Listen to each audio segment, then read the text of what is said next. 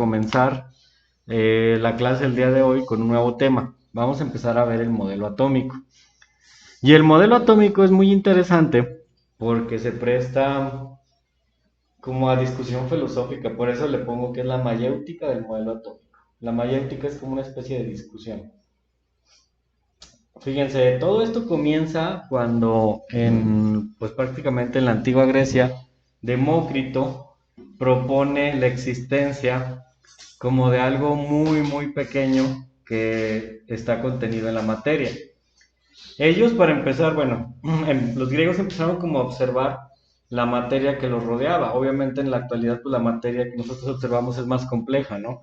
Ya hay estructuras electrónicas, hay casas construidas con materiales de construcción, pero al principio, pues prácticamente ellos lo que hacían era, pues, debatir acerca de las características de la arena, del agua, del mismo sol o del aire, ¿no? Inclusive recuerden que ellos aseguraban que existían pues prácticamente cinco estados de la materia, ¿no? Los famosos cinco elementos, agua, tierra, fuego, aire y demás, ¿no? Y en otras culturas hablaban hasta del metal. Pero su reflexión siempre era de qué está hecha la materia, ¿no? Y en la actualidad creo que sabemos que está hecha pues literalmente de átomos, ¿no? Y que en el átomo está el núcleo y que en el núcleo están los electrones y los protones. Tan es así que acabamos de hacer cálculos, ¿no? Y aquí viene una reflexión bastante interesante. ¿Qué representa para nosotros la conceptualización de un átomo formado? Por ejemplo, voy a poner esto entre círculo, porque esto es lo que conforma pues literalmente un átomo, ¿sí? El átomo, núcleo, electrones y protones. De esto está hecho. Los neutrones no. Los neutrones nos faltan exactamente. Por ahí tengo neutrones, sí. Está al lado. Al lado, exactamente. Me faltaron los neutrones. Todos estos conforman al átomo. Y aquí precisamente en esto empieza la reflexión, porque se supone que esto es el principio de la materia. Y la materia es finita. ¿Qué quiere decir con que es finita? Solamente la que fue creada a través del proceso de la explosión del Big Bang es la que va a existir. No puede haber más porque la materia no se crea ni se destruye, solo se transforma. Bueno, pues en esto además hay otra cosa. Adentro de aquí hay energía. El núcleo de un átomo está ordenado de tal forma que hay protones, hay neutrones y girando están los electrones o moviéndose alrededor del núcleo. Eso da origen al átomo. Pero ¿alguien sabe de dónde viene el átomo? Por ejemplo, En el Big Bang. pues por eso, pero ¿de dónde viene la energía que mueve los electrones? De un campo electrónico. ¿Pero de dónde viene? Porque también hay un principio que dice, la energía no se crea ni se destruye, solo transforma. Entonces, ¿quién creó la energía? Las partículas. Y a las partículas, ¿quién las creó? Dios. Exactamente. No hay respuesta física que podamos entender. Y aquí por eso les digo que se convierte como un debate filosófico, porque yo te puedo decir literalmente que el átomo es pues la parte más pequeña que puede expresar a lo que tú creas. De hecho, muchas veces en las clases yo les pregunto, ¿ustedes creen en Dios? Y me dicen, la mayoría yo creo que vamos a decir que sí, porque es algo que primero es cultural y segundo es ya un poco más espiritual. La ciencia y la espiritualidad, mucha gente piensa que no se lleva, pero sí se llevan. En realidad hay muchas cosas que no se pueden explicar por el método científico o que van más allá del razonamiento científico. Y precisamente la conceptualización del átomo es una de ellas. Porque lo que les acabo de preguntar, ¿de dónde viene la energía? O sea, pues para mí a lo mejor, si ustedes me preguntan, profe, ¿usted cree en Dios? Yo les podría decir, pues sí, para mí el Dios existe en forma energética de la forma de una partícula atómica, ¿no? Inclusive cuando vimos las propiedades de la materia, yo les decía que me escuchaba bien hippie, cuando les decía que esta mesa está vibrando y que transmite vibraciones, porque sus átomos no se dejan de mover. O sea, no existe en la naturaleza o en la materia la falta de movimiento, todo está en el perpetuo movimiento, no hay nada que esté detenido. Entonces, de ahí viene precisamente esta reflexión. Entonces, ¿quién está inyectando o quién inyectó esa energía a los átomos que están permitiendo que los electrones estén girando? Se han hecho, ¿mande? ¿Qué es más chico, las partículas o el átomo? Lo más chiquito son las partículas, en teoría. Pero física y químicamente se ha definido al átomo como la parte más pequeña de la materia, que es indivisible, según eso, ¿no? Sin embargo, esta indivisibilidad es como hasta cierto punto ficticia, porque ya sabemos que hay electrones y protones y neutrones y hay otras más chiquitas. Los quarks, creo que son otros neutrinos y demás. Hay otras cosas más chiquitas que se han logrado ver, pero pues por convección, por conveniencia, se ha dicho que el átomo es lo más pequeño. Pero aún así, el electrón es uno de los componentes más difíciles como de entender todavía. ¿Por qué? Porque otra cosa que tiene el electrón es que no lo podemos predecir. O sea, yo puedo decir, el princeso se sentaba ahí, pero ahora ya no está. Sin embargo, en el electrón no. De repente lo ves ahí y luego lo ves acá y luego lo ves allá y luego lo ves al otro lado. O sea, es prácticamente imposible verlo.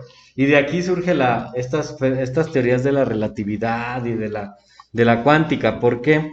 Porque, por ejemplo, yo veo el electrón aquí, pero va tan rápido que no sé si estoy viendo la sombra o estoy viendo al verdadero electrón. Eso es lo que pasa comúnmente con las cuestiones del tiempo. No sé si han escuchado que muchos dicen que posiblemente nosotros seamos el remanente de algo que ya sucedió y que realmente no esté pasando.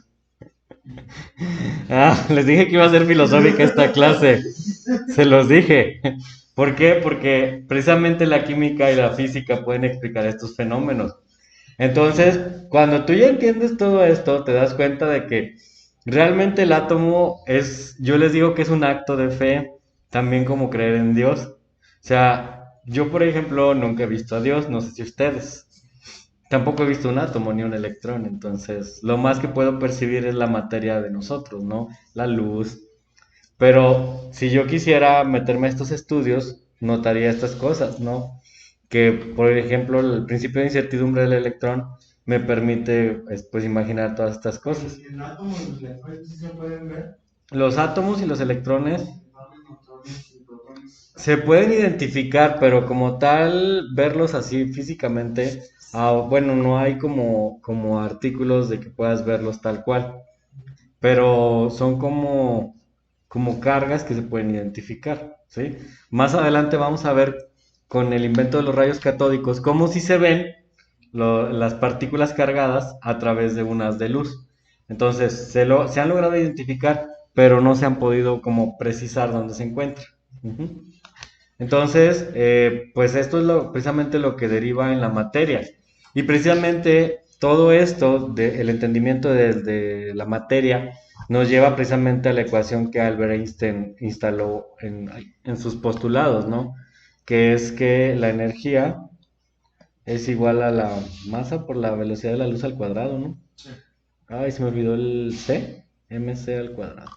Era. ¿Por qué? Porque él prácticamente entendió un poco más la naturaleza de esto y pudo ir más allá, ¿no? O sea, pudo predecir estas cosas. Y de ahí vienen todas estas teorías de la relatividad y estas cuestiones, porque la materia y los átomos tienen comportamientos muy extraños, ¿no? Sobre todo eso. El otro día en una clase me decían, dice, entonces, profe, si nosotros nos vamos al espacio, la Tierra va a envejecer más rápido y nosotros no. Les dije, efectivamente. Pero eso tiene que ver precisamente con las cuestiones de la velocidad de la luz y a lo mejor en el espacio tú vas más rápido, pasa el tiempo más rápido, mientras que en la Tierra ese impacto se ve más significativo, ¿sí? En la Tierra en realidad todo está ocurriendo con base al tiempo Tierra, Por ¿no? ejemplo, si estás en el espacio, Se va más lento el tiempo, por decirlo así. Como la película de Interestelar. Exactamente, como la película Interestelar explica muy bien todos estos fenómenos de la cuántica. Pero todo está en la materia. Entonces a veces es muy egoísta pensar nada más en el átomo desde el punto de vista terrestre, va mucho más allá, es más complejo, ¿sí? Entonces es complejo y es interesante, De ahí viene, por ejemplo, cuando dicen, bueno, por ejemplo, estas cuestiones de la vida después de la muerte, o sea, ¿qué hay más allá? Porque en realidad sí hay energía dentro de un cuerpo humano. Y el principio dice, no se crea ni se destruye, solo se transforma. La biología explica, bueno, que por ejemplo, si nosotros morimos, nuestros remanentes de materia se incorporan y seguramente van a nutrir una planta y nos vamos a terminar comiendo esa planta. Pero tal vez hay algo más complejo, hablando desde el punto de vista atómico, que nos permite explicar esto, ¿no? Entonces, precisamente en esto surgen el entendimiento de los modelos atómicos. Empieza todo como algo filosófico, empieza todo como algo que se supone, y es bien interesante, a mí me llama mucho la atención, porque ahorita ustedes ya lo pueden ver porque tenemos ciencia más desarrollada, y si yo te digo electrón, pues dices, no, pues sí creo, ¿no? Porque cuando están soldando veo que salen chispas, ¿no? O si te digo, de materia orgánica, pues sí, el carbono, la sangre. Pero como antes a alguien se le ocurrió eso a manera de imaginación. Era como una suposición, ni siquiera, o sea, no tenían las herramientas para verlo. Imagínate que la Grecia antigua, donde todavía ni siquiera la pólvora conocían, se mataban a espadazos, y a un loco se le ocurrió decir, no, pues la materia tiene algo súper pequeñito, que es indivisible y que es la base de la esencia de todo lo que existe en el universo. Está bien crazy, ¿no? O sea, yo a mis, ¿qué? 32 años, no sé ni cómo abrir una coca. ¿No? Así como tipo meme, ¿no? ¿Cómo le hicieron? O la famosa, ¿no? ¿A qué edad te enteraste que el átomo era la parte indivisible de la materia? Sí, o sea, prácticamente es eso. Bueno, pues resulta que los modelos atómicos tuvieron que evolucionar con base al tiempo. Entonces, hay varias teorías que hablan acerca del modelo atómico y cómo se fueron desarrollando. Se tuvieron que hacer una serie de experimentos para comprobar la existencia del átomo como tal. ¿Sí? Están los descubrimientos de los rayos catódicos. No sé si conozcan a los rayos catódicos. Se los voy a presentar. Con los rayos catódicos se pudo demostrar la presencia de partículas en el átomo. Y eso fue gracias a un experimento en el que ponían un haz de luz y con unos imanes podían desviar las partículas. Vamos a poner los rayos catódicos, pero en YouTube mejor.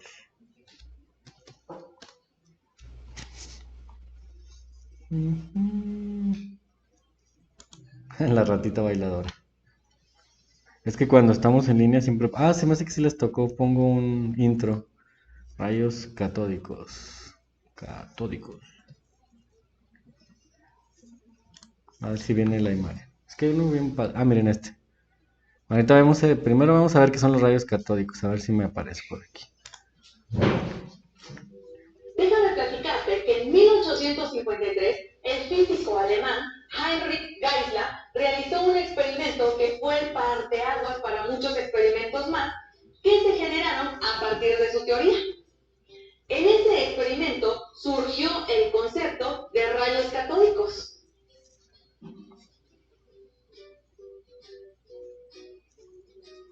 Oh, quiero uno de esos.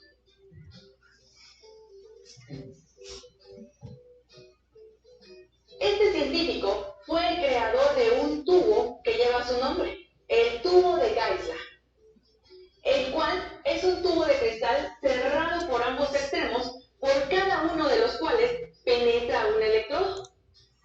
Cátodo es positivo, ánodo es negativo. No sé si lo voy a explicar, pero mejor se los digo. Es como si fuera una pila. Sí, ¿verdad?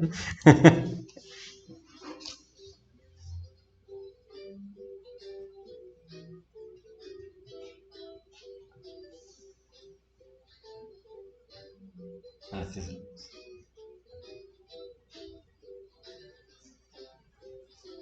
Este conecta al ánodo al polo positivo de una potente fuente eléctrica y al cátodo al polo negativo.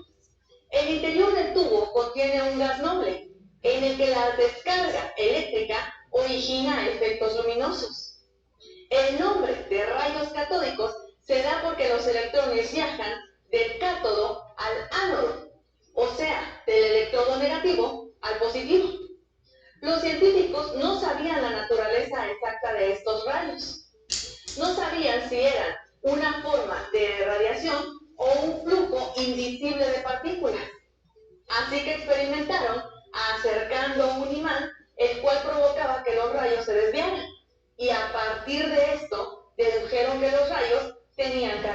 eléctricas.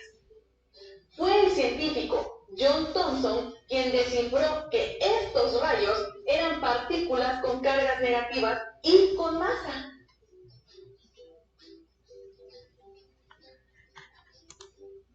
Contexto.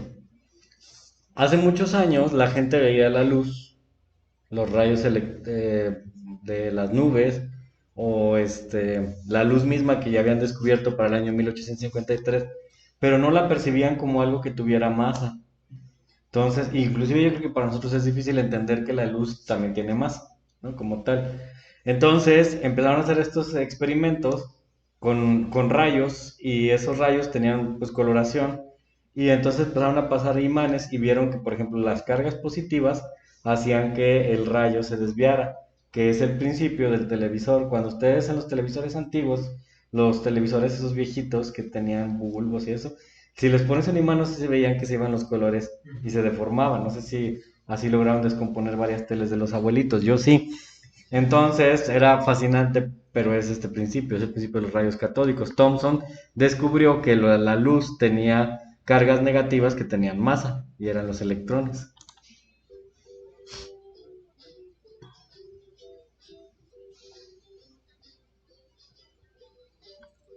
Estos rayos los observas en algo tan simple y común como en las televisiones de antes, donde los cinescopios de los televisores son tubos de rayos catódicos.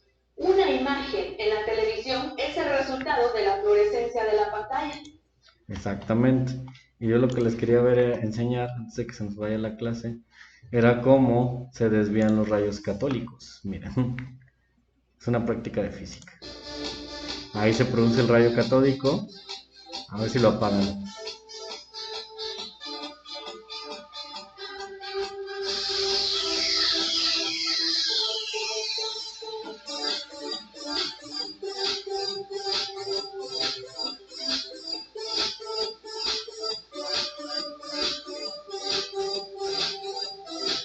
¿Sí ven? Miren. Sí, no, ¿verdad? Ajá.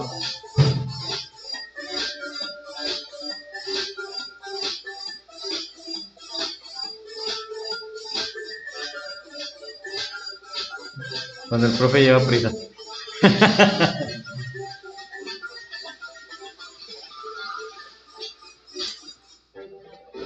Déjenme ver si hay otro. No, es que hay otro que está más padre.